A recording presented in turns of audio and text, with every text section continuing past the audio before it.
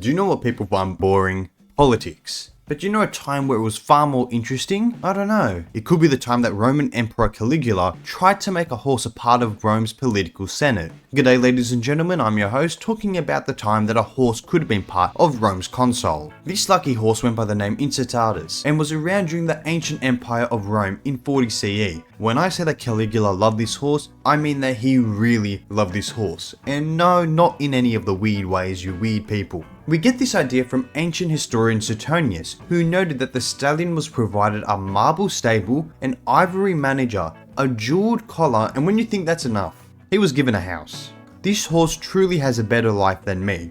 Even if we take a look at other ancient historians, such as Cassius Dio, he noted that the horse had an army of servants who fed the stallion oats with golden flakes. That's right, this horse was living the bougie life, getting golden flakes sprinkled over his food. According to the same Cassius Dio, he even promised to designate the horse consul, and he most certainly would have done this if he had lived longer. Which, let's get that straight, the emperor wanted the horse to be part of the consul, so yeah, technically not senator, but it's still an official member of government. Though to be fair, we have to be realistic with the sources. Though ancient, they come decades after Caligula ruled, and a lot of people now believe that instead of Caligula being serious, he was instead making fun of the political body, as he was known to feud with them quite often. It could have been as simple as the emperor showing off how meaningless the government's job was, in combination with reflecting the emperor's absolute power. This is supported by historian Mary Beard, as they pretty much reaffirm that the historians weren't around during the time of Caligula, and it was more likely that this entire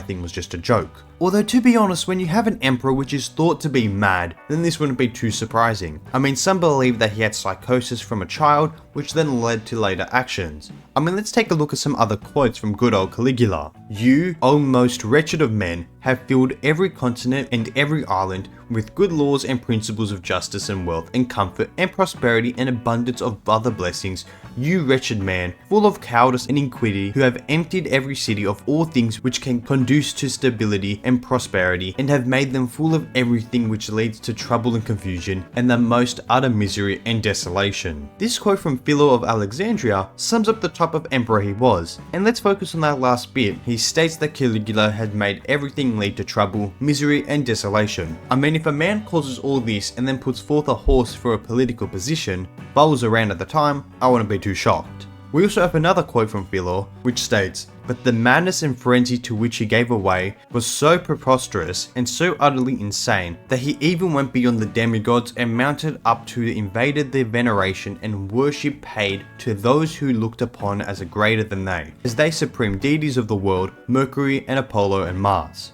That's right, the emperor was called so insane that his acts was beyond of that of the gods that they believed in. This clearly lays out a landscape of someone who isn't without issue. The same person who may want their favourite horse to be in government. So yeah, I wouldn't be too surprised if the emperor at the very least attempted such a task and failed, but history is always a bit mumbo jumbo. A lot of sources are skewed, wanting to make a specific area look better or worse than what it was. So we have to take it with a grain of salt and collaborate with other sources. I mean, either way, it's fun to think about a scenario when Emperor wanted his horse to be a leading figure in the political realm. And let's be honest, in the end, whether it was a political stunt or a mad emperor's whim, the tale of Incitatus adds a quirky twist to ancient Roman history. And I suppose we won't know the entire truth on this event, but it's always interesting.